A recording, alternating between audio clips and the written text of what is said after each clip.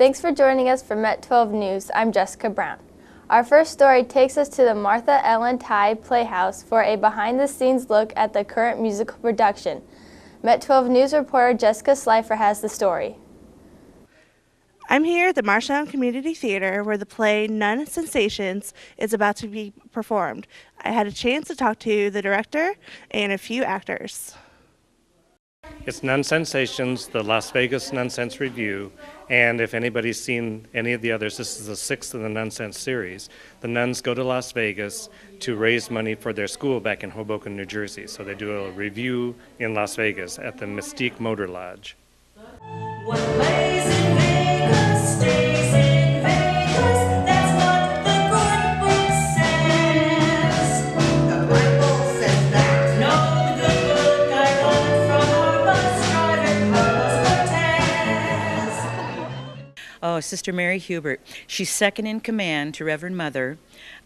She truly, really would love to be Reverend Mother herself. And in all of the productions, she tries to get her digs in as often as she can to Reverend Mother that, you know, she would like to be considered for that spot. She teaches, and she's very gentle in her teaching, but firm, and she's a funny lady. She's a comic and enjoys being with all the other sisters. My character is Sister Mary Leo.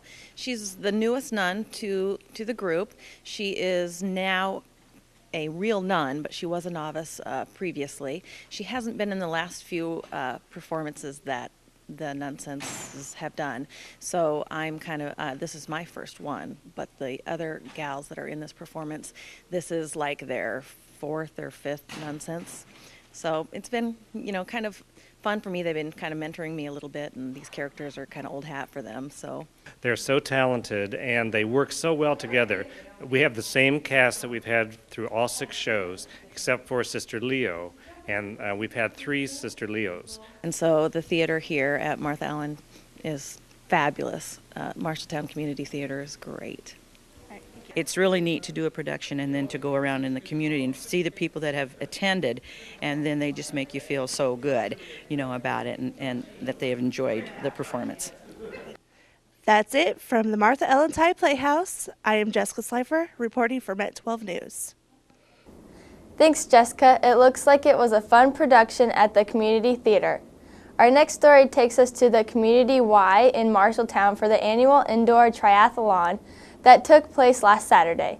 Met 12 News reporter Alyssa Reel has the story.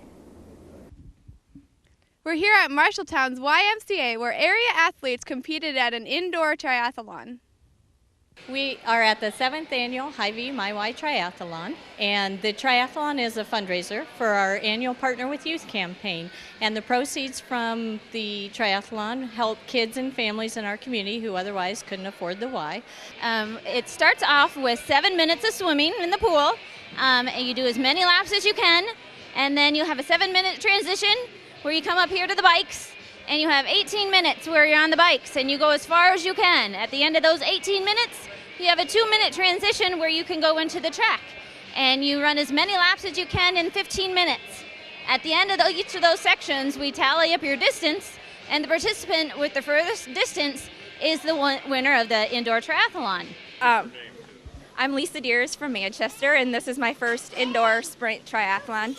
I've done several over the years outdoor, and I kind of got here this morning, and my heat wasn't going to be for an hour and a half, but somebody canceled. So within 2 minutes of walking in the door, I was in the pool swimming. So I think it was very smoothly ran, really enjoyed. Nice pool, nice bikes. Everyone's really friendly, and I'll for sure be back next year. We have several age groups for awards, and then also we give out 8 entries to the Hy-Vee Triathlon in Des Moines in June. So we've had some pretty good participation.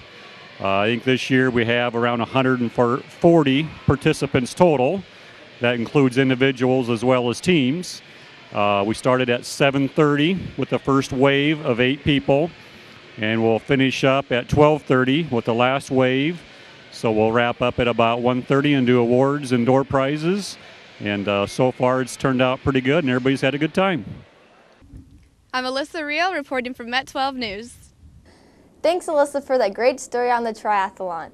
It looks like a great way for people to stay in shape during the winter months. Our next story takes us to the great outdoors. Local Bass Pro and fishing guide Todd Reed took Met 12 to the lake for some ice fishing. Fish on, fish on. Do it by the book, don't take too long. Set the hook, reel it in strong. All right, here we are today at Rock Creek Lake down by Grinnell and Kellogg here in central Iowa. Got my friend Brian Bowles with me today. His father David Bowles is here also doing some scouting on the lake. Hoping to find some crappies and bluegills today. We've got about 6 inches to a foot of snow on top of the ice right now. Below that snow, we've probably got a 1.5 foot of ice. That makes it very hard for anglers to do several things. First of all, it makes it very hard even to get to a spot.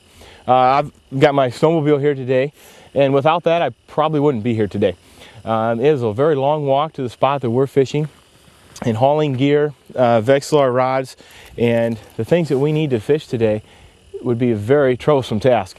With the use of the snowmobile, we got here very quick, and we took the hard part out of ice fishing.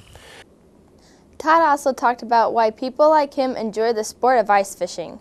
I get that question a lot. Why would you go out in the middle of winter and sit on the ice and catch fish as big as your hand? Well, you know, for me, it is more the challenge than anything.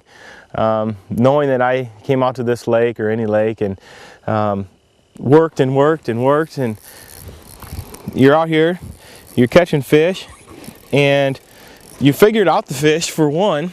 That's the first thing. You figured out where they were. Second thing, you know, you're always with a buddy, you're always with a friend, and you know, instead of sitting home and watching a football game or basketball game, I would just soon come out here and catch fish. You know, we've done all right so far. We've caught a few crappies, and we're in the right area because they keep moving through.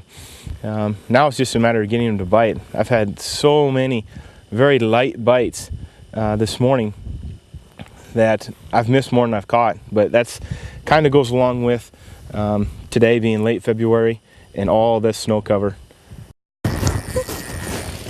Oh, Brian's got a big one on right now. When Brian calls for help, you know it's a big one.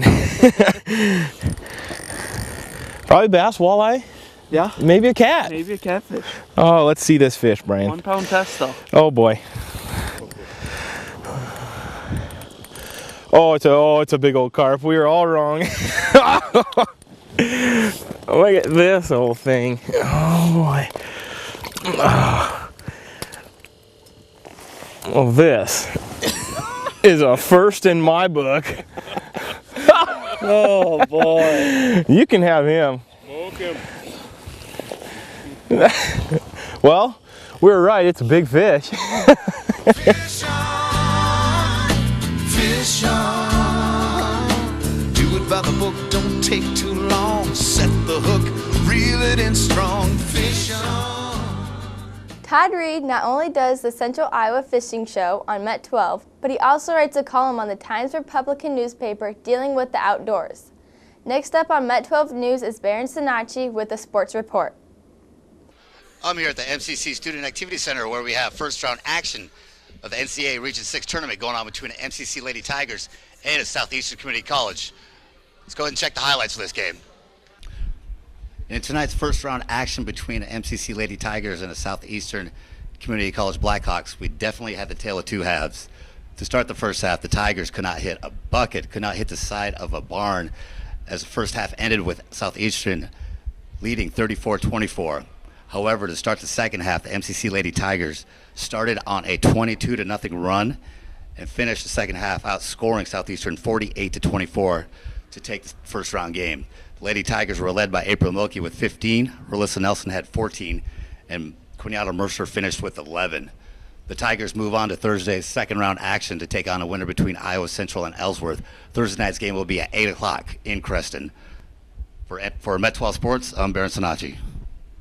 Thanks, Baron, for that look at local sports. That wraps up Met 12 News for this week. I'm Jessica Brown. Thanks for watching.